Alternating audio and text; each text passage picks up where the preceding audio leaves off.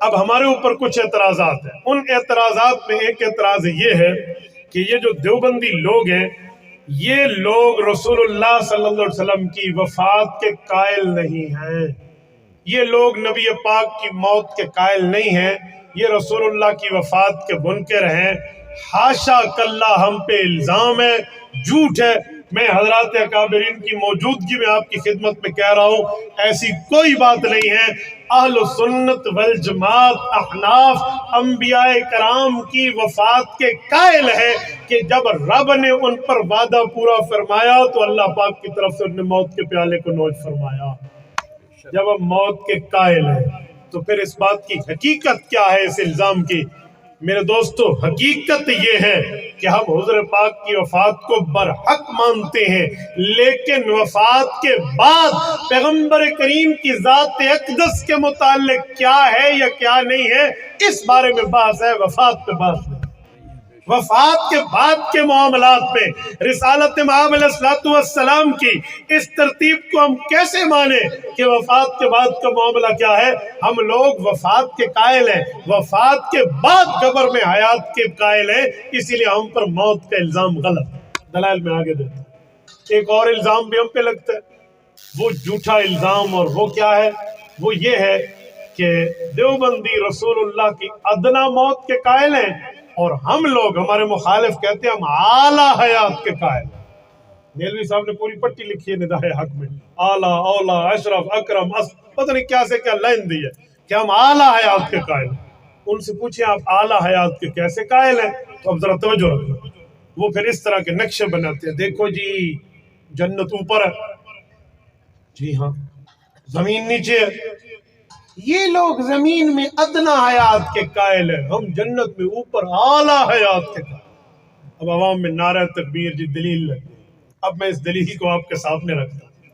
انہیں کہنا ذرا اسی پر 1 منٹ قائم کہ آپ لوگ یعنی دیوبندی ادنا حیات کے قائل ہیں، ہم کبھی ادنا حیات کے قائل نہیں. سورۃ والضحیٰ میں رب کریم نے رسول اللہ صلی اللہ علیہ وسلم کی وفات کے بعد والی زندگی کو تو اعلیٰ حیات فرمایا. وَلَلْآخِرَةُ خَيْرٌ لَكَ مِنَ الْأُولَىٰ. اولا دنیا ہے، آخرت وفات کے بعد کا مسئلہ ہے. تو فرمایا وَلَلْآخِرَةُ خَيْرٌ لَكَ مِنَ الْأُولَىٰ. آپ کی دنیاوی زندگی سے بہتر آپ کی اخروی زندگی. اس کی تعریفیں کئی ہیں، ماں بعد کا زمانہ بھی ہے اور ایک تفسیر یہ بھی ہے. تو رسول اللہ کے وفات کے بعد کی زندگی کو تو ہم اعلیٰ مانتے ہیں. اچھا اگلی بات رہی کیسے اعلیٰ؟ آؤ صحیح بخاری جلد اول کتاب التہجد کھولیے، آخری سے پہلا باب آخری سے پہلی روایت اٹھائیے اور باب دیکھیے. حضرت ابو ہریرہ رضی اللہ عنہ راوی ہیں، حضرت عبداللہ بن زید المازنی رضی اللہ عنہ راوی ہیں. اللہ کے رسول نے فرمایا ما بین بیتی و منبری روضۃ من ریاض الجنہ. نبی کے گھر مبارک سے لے کر نبی پاک صلی اللہ علیہ وآلہ وسلم کے آخری ریاض الجنہ تک، منبر کے حصے تک، یہ درمیانی حصہ جنت کے باغوں میں سے ایک باغ. اور حضور کے گھر میں تو حضور کی قبر ہے، تو قبر جنت کے باغوں میں سے اعلیٰ باغ ہے. اب توجہ رکھنا، میں کہتا ہوں سن، تو کہتے ہیں اوپر زندہ ہے، اوپر جنت ہے. دیوبندی زمین میں ادنا حیات کے قائل ہیں. سن حضرت نانوتوی سمیت علماء دیوبند کا عشق رسول اور ان کے عقیدے میں عشق پیغمبر کی جھلک.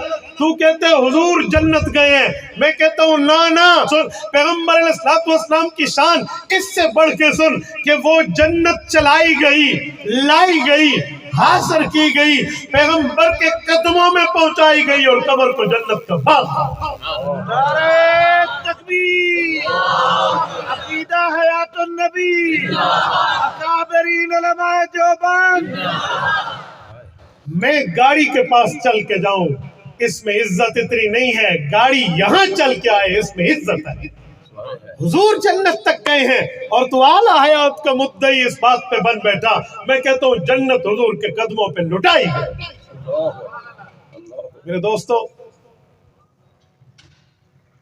یہی حضرت نانوتوی کا لفظ ہے نا، جس کے ہاتھوں سے کوثر لٹایا گیا، جس کے قدموں میں جنت بسائی گئی.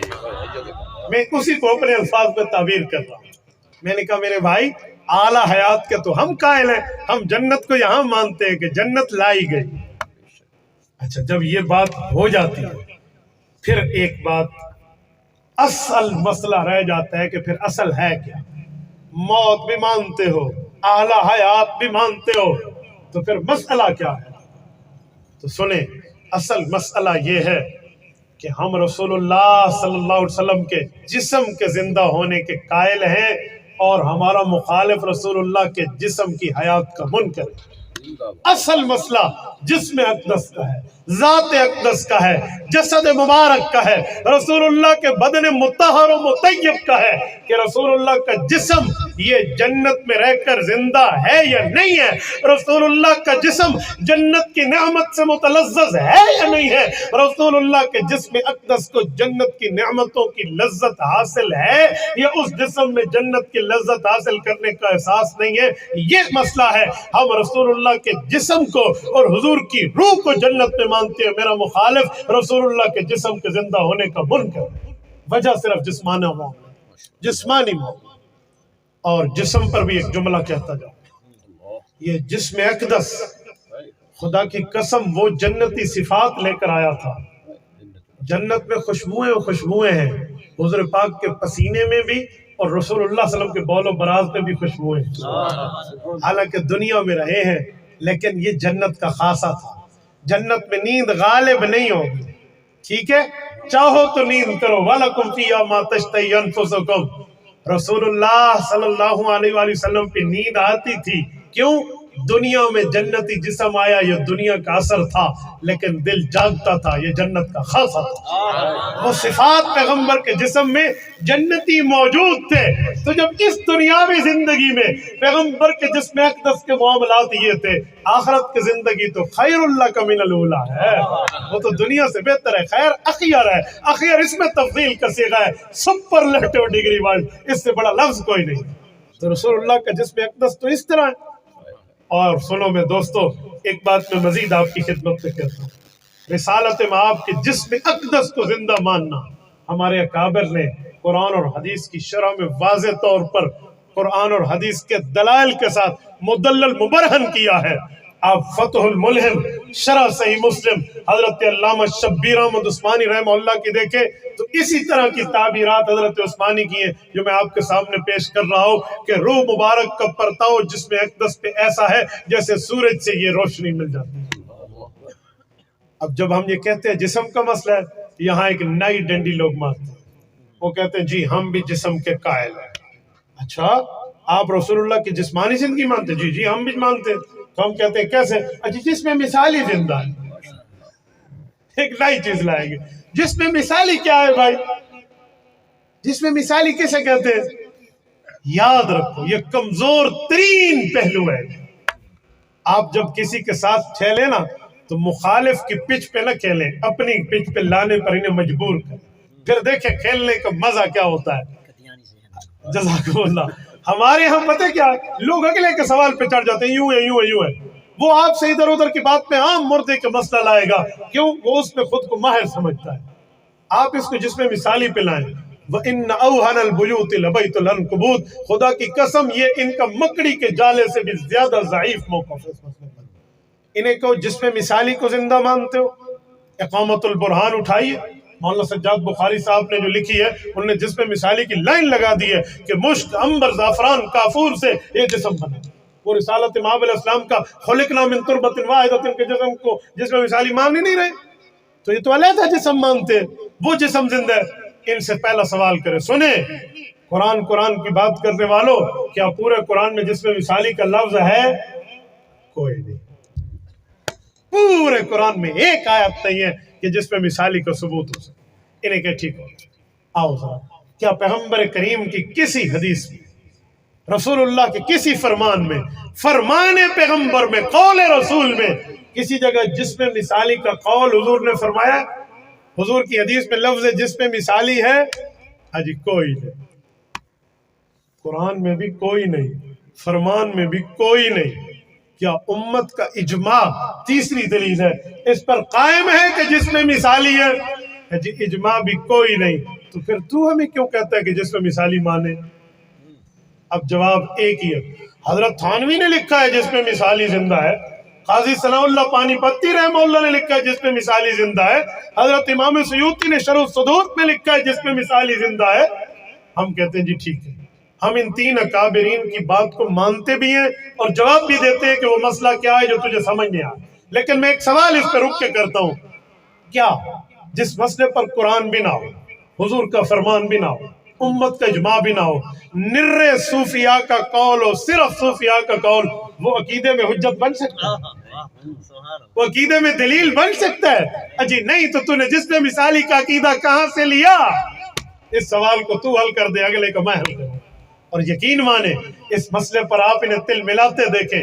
میں تو کبھی کبھی پوچھ، آپ اور نہیں تو مولانا نور محمد توسوی، اللہ ان کی قبر پہ کروڑوں اور رحمت نازل فرمائے، ترنڈا محمد پناہ رحیمیہ خان جامعہ عثمانیہ والے، ان کی کتاب چھوٹا سا رسالہ اٹھائیں، قائلین جس میں مثالی سے 80 سوالات، حضرت مولانا ایک دو سوالات یوں لکھے ہیں جیسے سیڑھی کے وہ جو سٹیپ ہوتے ہیں نا، اگر ایک سے پھسلا تو دوسرے پہ خود بخود پھسلا، وہ ایک کا جواب دے دوسرے میں پھنسے، دوسرے کو دے پہلے میں پھنسے۔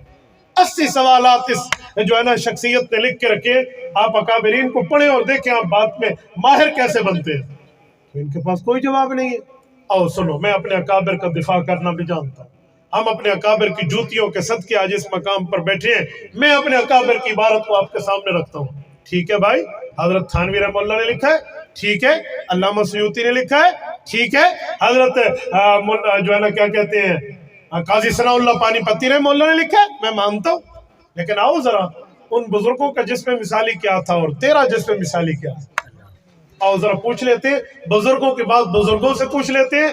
وَيَسْأَلُونَكَ عَنِ الرُّوحِ، سورۃ بنی اسرائیل آیت نمبر 85 اٹھائیے، اس آیت کی شرح فوائد عثمانی سے اٹھائیے۔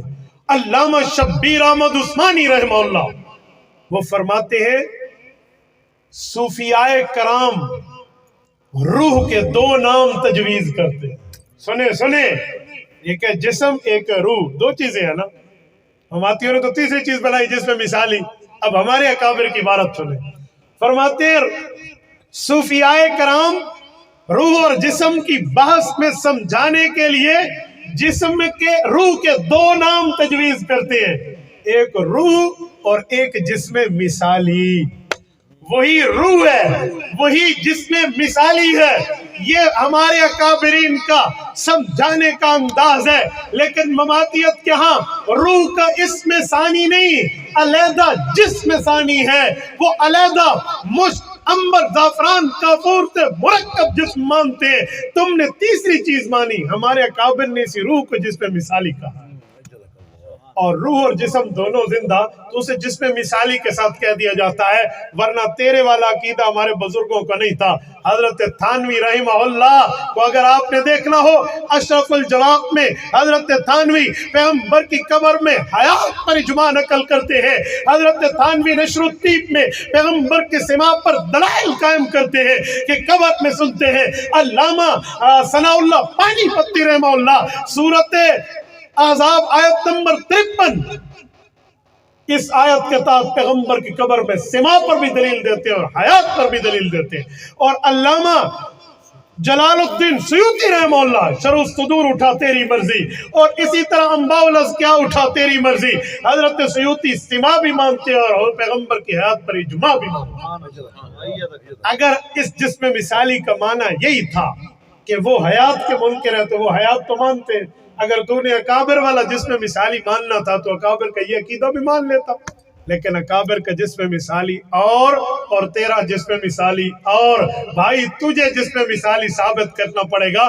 دلائل کی روشنی میں، کیونکہ تو عقیدہ بنا چکا ہے، اور انہوں نے تو سمجھانے کا ایک انداز اختیار کیا ہے کہ ایک جسم ہوتا ہے، ایک روح ہوتی ہے، روح کا دوسرا نام جسم مثالی ہوتا ہے۔ ان پہ سوال قائم نہیں ہوتا کہ قیامت کے دن جسم مثالی کا کیا ہوگا، وہ تو اسی جسم میں داخل ہو جائے گا، وہ روح ہی ہے۔ تیرے اوپر سوال قائم ہوگا کہ اگر حضور کا جسم مثالی زندہ ہے تو بتا قیامت میں کون سا جسم جنت جائے گا۔ कौन सा जिस्म जाएगा? अगर तू कहता है मिसाली जाएगा तो मैं पूछूंगा इस जिस्म ने तकलीफें बर्दाश्त की हैं, दंदान अकदस इस जिस्म के शहीद हुए हैं, नेज़ों के निशानात इस जिस्म पे लगे हैं और ताइफ में पत्थर इस जिस्म अकदस पे पड़े हैं, इसकी जजा का मामला कहाँ जाए? और अगर तू कहता है कि ये जिस्म जाएगा तो मैं पूछूंगा कि उस मिसाली का क्या होगा?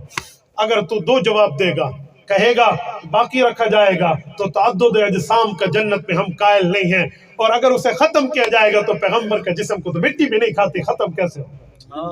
ये सवालात तेरे सर पर तलवार बन के लटकते रहेंगे जिसका जवाब तुझे देना पड़ेगा।